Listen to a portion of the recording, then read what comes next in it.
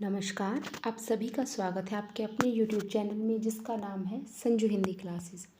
तो आज हम कक्षा 10 के क्षितिज भाग 2 की कवि देव की कविताएं जो हैं सवैया, कविता और छंद वो पढ़ेंगे। कवि देव का जन्म इटावा उत्तर प्रदेश में सन 1673 में हुआ। उनका पूरा नाम देवदत्त द्विवेदी था। देव ने अनेक आश्रयदाताओं में औरंगजेब के पुत्र आजम शाह भी थे, परंतु देव को सबसे अधिक संतोष और सम्मान उनकी कविता के गुणग्राही आश्रयदाता भोगीलाल से प्राप्त हुआ। उन्होंने उनकी कविता पर रीझ कर लाखों की संपत्ति दान की थी। उनके काव्य ग्रंथों की संख्या 52 से 72 तक मानी जाती है, जिसमें रसविलास, भावविलास, काव्य रसायन, भवानी विलास आदि देव के प्रमुख ग्रंथ माने जाते हैं। और उनकी मृत्यु सन 1767 में हुई। जो देव कवि थे वो रीतिकाल के प्रमुख कवि थे। रीतिकालीन कविता का संबंध दरबारों और आश्रयदाताओं से ही था, इस कारण उन्हें दरबारी संस्कृति का चित्रण अधिक हुआ है। देव भी इससे अछूते नहीं थे, किंतु वो इस प्रभाव से जब जब भी मुक्त हुए उन्होंने प्रेम और सौंदर्य के सहज चित्र खींचे। अलंकारिकता और श्रृंगारिकता उनके काव्य की प्रमुख विशेषताएं हैं। शब्दों की आवृत्ति के जरिए नया सौंदर्य पैदा करके उन्होंने सुंदर ध्वनि चित्र प्रस्तुत किए। यहाँ कविता और सवैये में एक ओर जहाँ रूप सौंदर्य का वर्णन मिलता है, वहीं दूसरी ओर प्रेम और प्रकृति के प्रति कवि के भावों की भी अभिव्यक्ति है। पहले सवैये में कृष्ण के सौंदर्य का वर्णन है, जिससे उनका सामंती वैभव झलकता है, तो दूसरे में बसंत को बालक के रूप में दिखाकर प्रकृति का रागात्मक संबंध है, और तीसरे में पूर्णिमा की चांद रात में चांद तारों से भरे आकाश की आभा का वर्णन है। तो चलिए शुरू करते हैं। कवि ने भगवान श्री कृष्ण के बाल रूप का बहुत सुंदर चित्रण किया है, मतलब जो कान्हा रूप में थे उनका बड़ा सुंदर मनोहारी चित्रण उन्होंने किया है। वो कहते हैं पायनी नुपुर मंजू बजे, पायनी पैरों में घुंघरू बजते हैं, अर्थात कृष्ण के पैरों की पायल के जो घुंघरू हैं वो बहुत तेजी से बजते हैं। कटी किंकिनी कै धुनी की मधुराई, और जो उनकी कटी मतलब कमर में, किंकिनी की धुनी, कै धुनी की मधुराई, कमर में जो करधनी बंदी है उसकी भी बहुत मधुर धुन आ रही है। कब आ रही है? जब भगवान कृष्ण अपने नन्हे नन्हे पैरों से इधर उधर भागते हैं, चलते हैं, तो उनके पैरों के जो घुंघरू है और उनकी कमर में जो करधनी बंधी है वो दोनों मिलकर बहुत सुंदर, बहुत अच्छी धुन बजा रहे हैं। सांवरे अंग लसै पट पीत, हिय हुलसै वनमाल सुहाई, उनके सांवरे अंग पर अर्थात उनके सांवरे सलोने रूप पर, पटपीत पीले रंग के जो कपड़े हैं, लसै मतलब सुंदर शोभित हो रहे हैं। हिय हुलसै वनमाल सुहाई, और उनके हिय पर मतलब उनके हृदय पर जो वन के फूलों की जो माला है वो भी बहुत सुंदर लग रही है।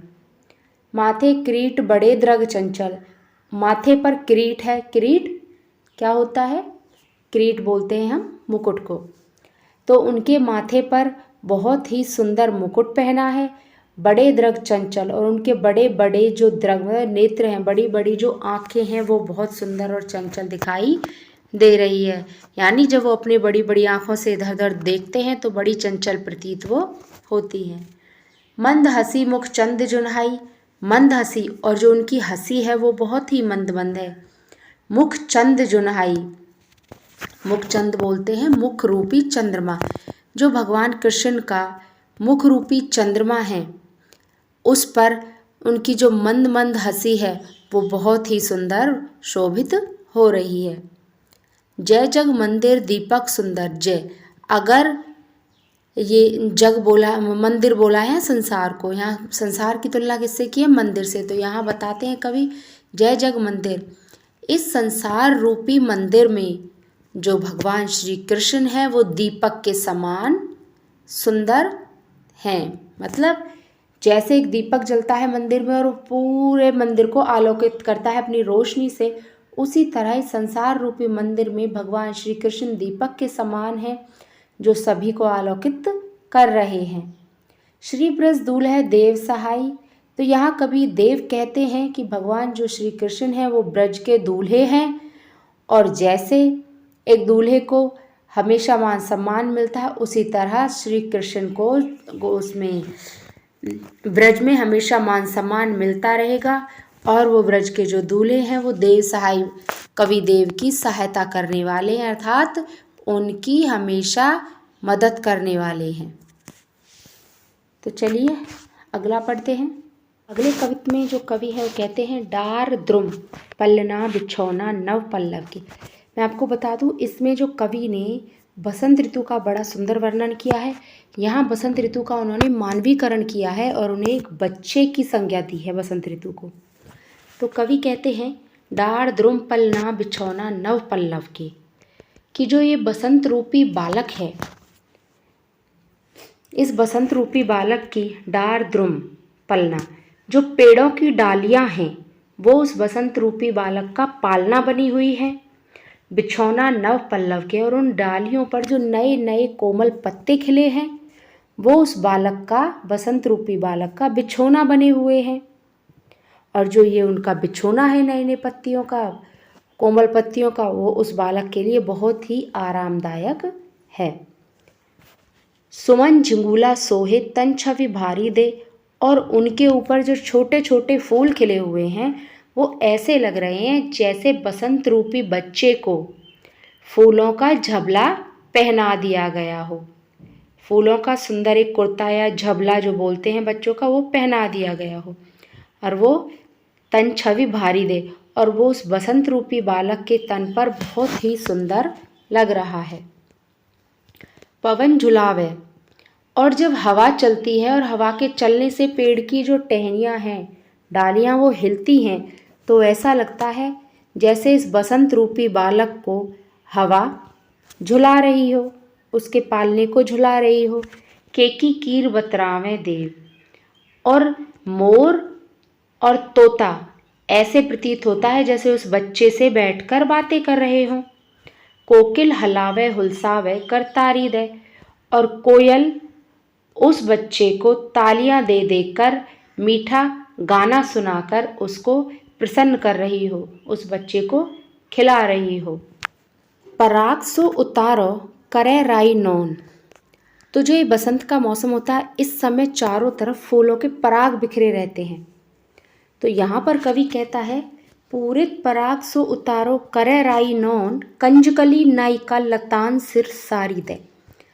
तो बताते हैं कि ऐसा लगता है जैसे कंजकली, कंजकली क्या है? कमल, जो कमल की कली रूपी नायिका है उसने लतान सिर सारी दे, उसने अपने सिर पर लता रूपी साड़ी ओढ़कर, कि कंजकली रूपी नायिका अपने सिर पर लता रूपी साड़ी ओढ़कर पूरित पराग सो उतारे करे राई नौन, तो उस बसंत रूपी बालक के ऊपर से पराग और ये पराग रूपी जो राई और नौन है उसको उतार कर उस बच्चे की नज़र उतार रही हो।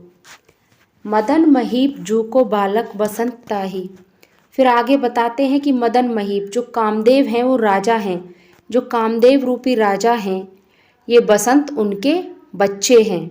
तो कामदेव रूपी राजा का जो बालक है बसंत, वो उसे प्रातः जगावत गुलाब चटकारी दे, उस बच्चे को हर सुबह गुलाब अपनी चुटकी देकर बजाता है, जगाता है। अर्थात जैसे ही बसंत ऋतु में सुबह गुलाब के फूल खिलते हैं तो कहते हैं कि वो फूल अपनी सुगंध से चुटकी बजाकर उस बच्चे को, बसंत रूपी बालक को जगाते हैं। तो यहाँ जो ये कविता था, इसमें कवि ने प्रकृति का बड़ा ही सुंदर चित्रण किया है, और सारी जो मतलब यहाँ हर चीज़ का उन्होंने मानवीकरण करके बसंत का वर्णन किया है। तो चलिए अगला पढ़ते हैं। तो यहाँ कवि एक चांदनी रात का वर्णन करते हैं। वो कहते हैं, फटिक सिलानी सो सुधारियो सुधा मंदिर, कि ये जो चांदनी रात है, चांदनी रात है वो कैसी लग रही है? जैसे एक सुधा मंदिर, मतलब कोई अमृत का मंदिर हो, और वो मंदिर फटिक सिलानी, फटिक होता है स्फटिक का एक पत्थर होता है जो पारदर्शी पत्थर होता है, बिल्कुल सफ़ेद पत्थर, पारदर्शी उज्ज्वल पत्थर होता है। तो वो कहता है कि चांदनी रात बिल्कुल ऐसे लग रही है जैसे चांदनी रात में आकाश ऐसे दिखाई दे रहा है जैसे कोई अमृत का मंदिर हो जो उज्जवल स्फटिक की चट्टान पर बना हुआ हो। उद्दी ददी कौसो अधिकाई उमगे अमन। और फिर कहते हैं आगे कि चारों तरफ जो चांदनी फैली है, उस चांदनी को देखकर ऐसे लगता है जैसे चारों तरफ दही का सागर उमड़ रहा हो। बाहर ते भीतर लो भीति न दिखिए देव। तो कहते हैं कि जो स्फटिक चट्टान पर ये मंदिर बना है अमृत का, इस मंदिर में कवि को बाहर से लेकर भीतर तक कहीं कोई भी दीवार दिखाई नहीं देती, अर्थात बिल्कुल पारदर्शी दिखाई देता है। दूध कोसो फैन फैल्यो आंगन फरस बंद। और इस मंदिर के आंगन में चारों तरफ चांदनी को देखकर कवि को ऐसा लगता है जैसे चारों तरफ आंगन में दूध का फैन, मतलब झाग होते हैं, जो दूध के झाग चारों तरफ फैले पड़े हों। तारा सी तरुणी तामे ठाड़ी झिलमिल होती।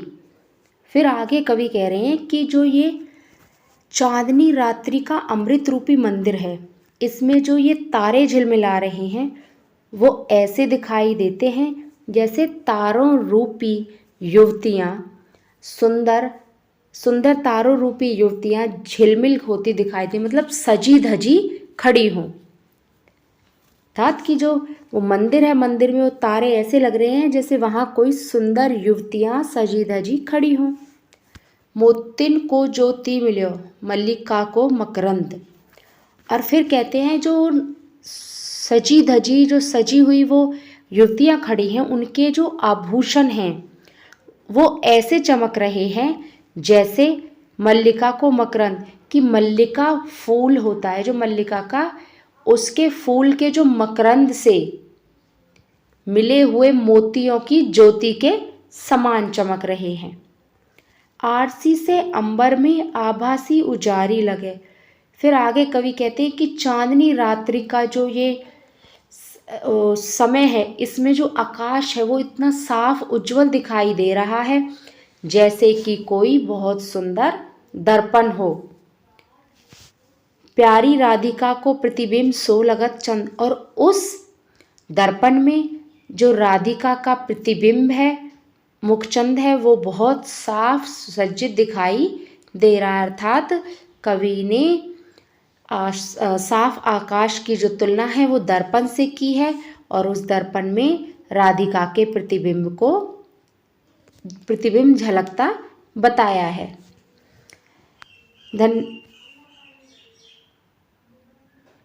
आशा करती हूँ आपको जो ये तीनों कवित सवैया हैं वो आपको समझ आए होंगे। अगर कोई चीज़ नहीं समझ आती तो आप मुझे पूछ सकते हैं। और लास्ट में मेरे वीडियो को लाइक, शेयर और सब्सक्राइब ज़रूर कीजिएगा। धन्यवाद। फिर मिलते हैं अगली वीडियो में।